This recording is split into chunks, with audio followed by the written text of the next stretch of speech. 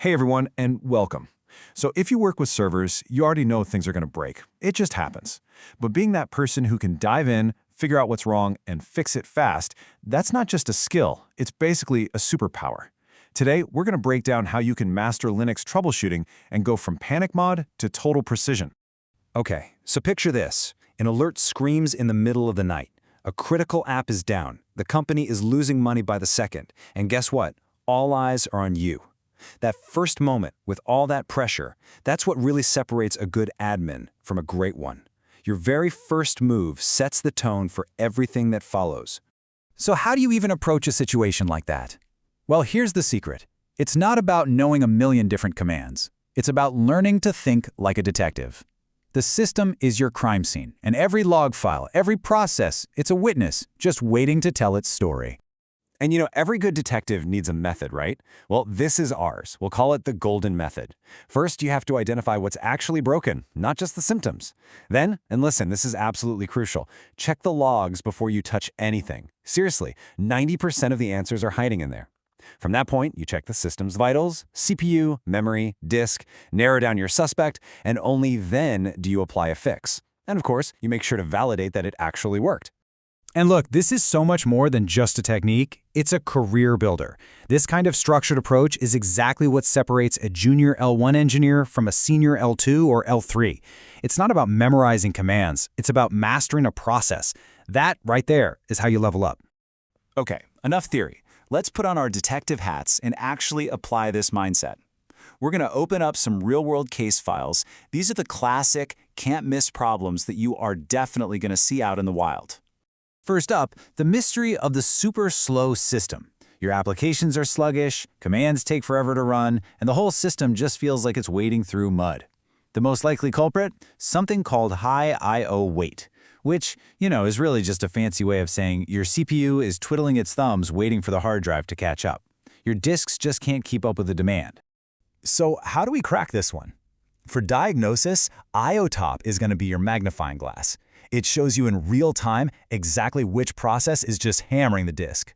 Once you've got your suspect, you can use LOF to see what files it has open, and IONice to basically tell the kernel, hey, can you please lower the disk priority for this resource hog? And this is such a classic scenario, especially if you're a middleware admin. I mean, if you've ever worked with big apps like WebLogic or JBoss, you know how they can just churn out these enormous log files. They are always prime suspects for causing these I/O bottlenecks. All right, let's move to our next case. And this one is a real heart stopper. You've just applied a new firewall rule. You hit enter and nothing. Your SSH session just hangs and it's dead. You have just locked yourself out.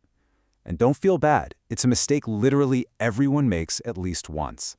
Now, if you're lucky enough to have console access, you can use iptables-L to list all the rules and see what you did wrong. But if you're in a real jam, you need the big red button, the emergency fix, iptables-F. That command flushes all the rules, acting like a master key to get you back into your own system. Okay, and here, this is probably the single most valuable piece of advice I can give you to prevent this from ever happening. Before you even think about touching firewall rules, open a second, totally separate SSH session. That way, if you lock out your main one, you've still got a backdoor. Trust me, it's a total lifesaver. Our final case file is a sneaky one. Users are complaining they can't log in, and when you start looking at logs from different servers, the timestamps are all over the place. It's just chaos. The hidden culprit? Something called time drift. You might think, what's a few seconds difference? But oh man, it can cause this huge domino effect. It completely breaks security protocols like Kerberos, which totally relies on time-stamped tickets. It can make your SSL certificates invalid because they have specific start and end times. And it just creates total chaos in any distributed system that needs to know the precise order of events.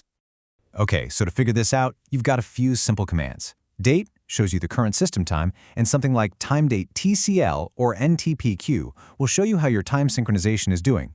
And the fix? It's usually just as straightforward. A simple restart of the service or forcing a manual sync usually gets everything right back on track. So now that we've seen the detective mindset in action, let's gear up. Let's talk about the tools of the trade. These are the absolute essential commands that should be part of every admin's muscle memory. This table right here, this is your daily arsenal. For CPU, you've got top. For memory, free. For disk space, DF. For watching logs pour in live, tail-F is your absolute best friend. And for those times when you are truly, deeply stumped, strace is your secret weapon. It lets you spy on a process and see every single system call it's making. These are your foundational tools. And here's the really cool part. You don't need to know hundreds of obscure commands. If you can truly master just this handful of tools we just covered, you will be equipped to solve probably 80% of all the common production issues you'll ever run into.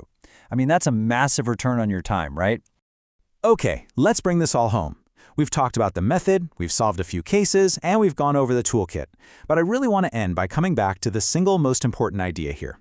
Because at the end of the day, troubleshooting is not a memory game. It's not about being a walking encyclopedia for every command that exists on a Linux system.